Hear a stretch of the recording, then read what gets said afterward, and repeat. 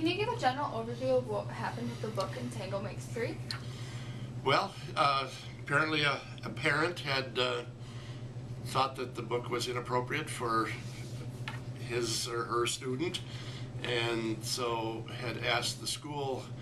And the way I understood this happened last year, like about November, that the book was inappropriate.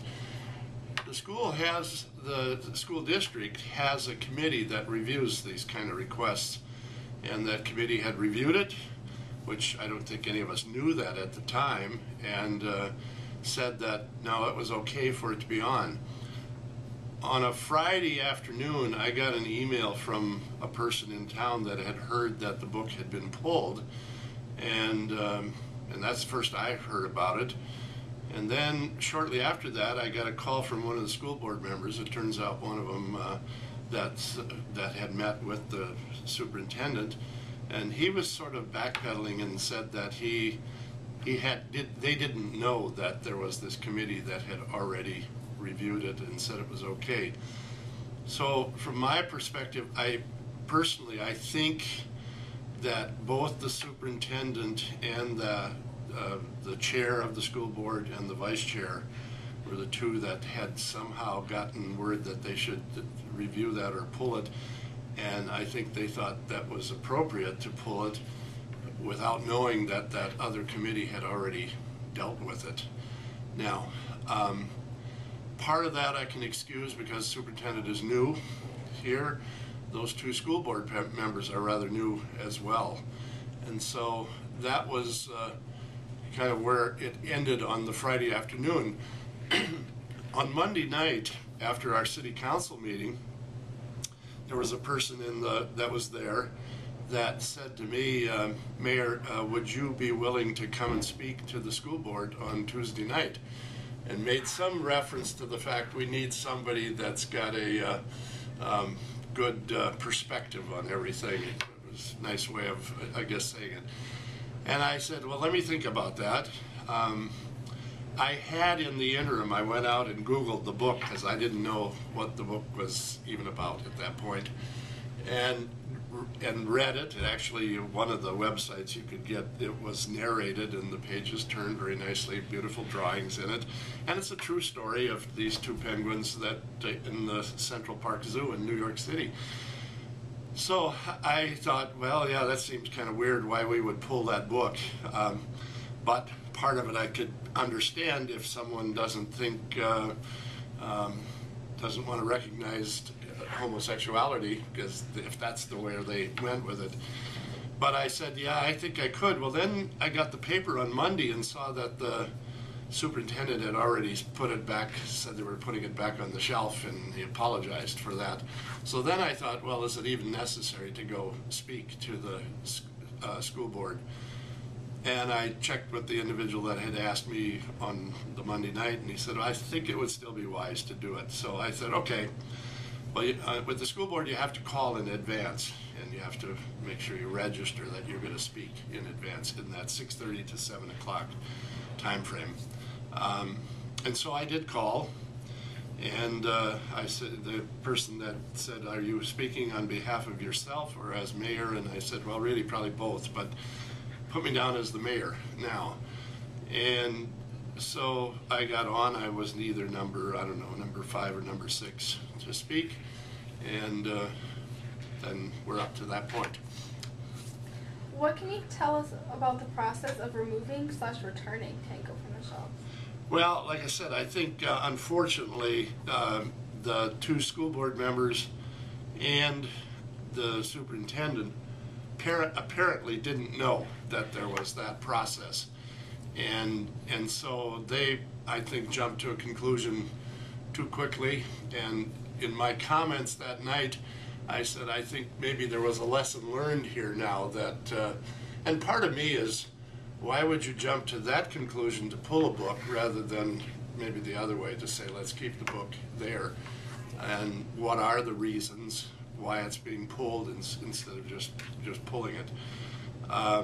So I was trying to be very careful to not point finger at the superintendent or the two school board members, but just saying, however that process was, whatever happened, I think, like I say, they've learned a lesson from that, and they've now realized that the process they have to go through will have that committee that's already structured for that, and then it should come to the full school board and not just one individual or just a couple of them make that decision.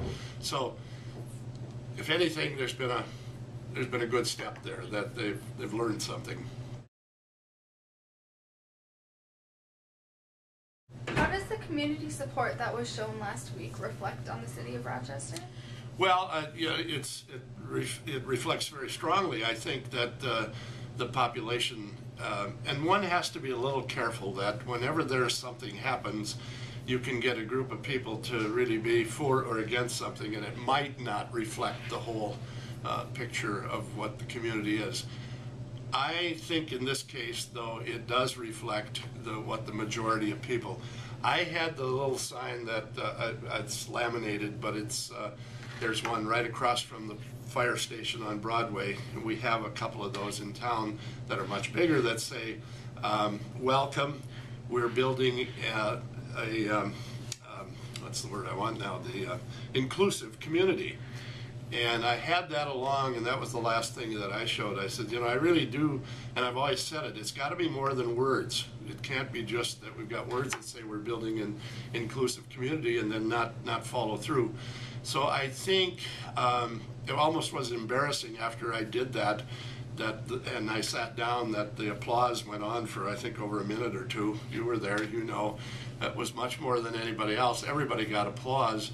But I do think it did reflect what the community, and after that, even that night yet, I was getting emails from people that were very supportive, that were there and thanked me for speaking out, being the highest elected person in Rochester, and speaking out on behalf of that, on this inclusiveness, instead of having the divisiveness that seemed to be that we want to push people apart. So I think the general public here is very, very supportive, the majority.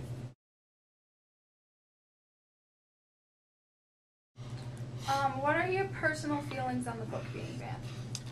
Well, I was disappointed, I guess I would say that it was, and for whatever, as I said that night, is the reason that, and in fact, this person that first sent the email to me that said he was very disappointed and angry that the book was pulled, he said, how does that match up with my State of the City address in 2011, where I talked a little bit about our domestic partner registry, that two women, two men can register that they're a partner. And also in this year's State of the City address, I said I would urge people to vote against the marriage amendment that's going to be this fall. So I'm opposed to that, and I wondered if that's the reason that the people that first wanted it pulled, and then ultimately the superintendent and the two school board members were opposed to the same-sex marriage, which is going to be the amendment this year. To me, again, that's trying to split people that have a commitment to one another, and I just don't think that's appropriate. And in general, I think, for the most part, I'm sure there's always something that, we could probably pull, but in general, I would be just opposed to censoring and pulling books. I just don't think that's right. Now, I suppose if it's truly pornographic and whatever that all is, you don't want that in the hands of a first grader or something like that and things like that. But there are ways to deal with that without pulling book. But in this case, it's a true story. And the irony of it again to me was, which I mentioned that day, the school is named after George Gibbs, who was a black man that I got to know very well for a number of years. And he had talked about some of the prejudice that he had, certainly as being a black person. He was the person that really in Rochester got things started with the NAACP, things like that. And so the irony of it, to have a book that's got pulled from the school that's in his name. And the other part that he actually was an explorer at the South Pole with Admiral Byrd, and that's when I said he probably encountered a few penguins down there.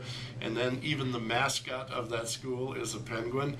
I just thought that, and that brought chuckles, but and it is kind of fun, ironic and funny in that regard. But I am generally opposed to censoring and pulling books. I think there's, like I say, there are some, but for the most part, no, we should not do that. And certainly I did not think that's the case with this particular book.